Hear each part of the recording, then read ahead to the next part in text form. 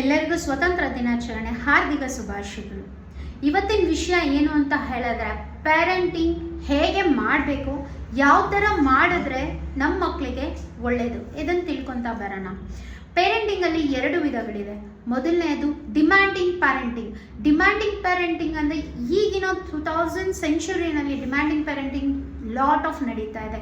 ಮಗುಗೆ ನೀನು ಇಷ್ಟೇ ಓದಬೇಕು, ನೀನು ದೊಡ್ಡನಾದ್ಮೇಲೆ ಹೀಗೆ ಆಗಬೇಕು, ನಿನ್ನ ಲೈಫ್ ಗುರಿನೇ ಹೀಗೆ, ನಿನ್ನ ಲೈಫ್ ಸ್ಟೈಲ್ ಹೀಗೆ ಇರಬೇಕು ಅನ್ನೋದನ್ನು ಸಾಕಷ್ಟು ಡಿಮ್ಯಾಂಡ್ಸ್ನ ಪೇರೆಂಟ್ಸು ಮಕ್ಕಳಿಗೆ ಇಂಪ್ಲಿಮೆಂಟ್ ಮಾಡ್ತಾ ಇದ್ದಾರೆ.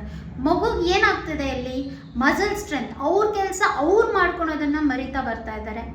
ಎರಡನೆಯದು, ಅವ್ರ ಬಗ್ಗೆ ಅವರು decision which is good which is bad ಇದನ್ನು ಮನವರಿಕೆ ಮಾಡ್ಕೊಳೋಂಥ ನಾಲೆಜ್ ಲ್ಯಾಕ್ ಆಗ್ತಾ ಇದೆ.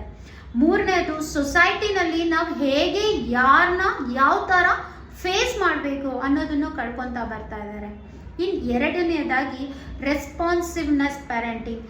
Wow, this is super parenting.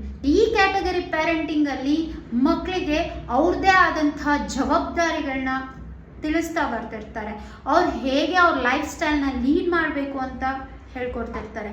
ಯಾವ ನಿರ್ಧಾರ ಒಳ್ಳೆಯದು, ಯಾವ ನಿರ್ಧಾರ ಕೆಟ್ಟದು ಅದನ್ನು ತಿಳ್ಕೊತಾ ಬರ್ತಾ ಇರ್ತಾರೆ, ತಿಳಿಸ್ತಾ ಇರ್ತಾರೆ.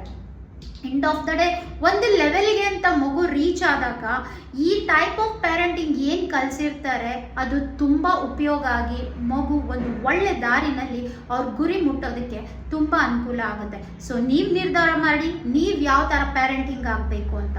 All the best. Thank you.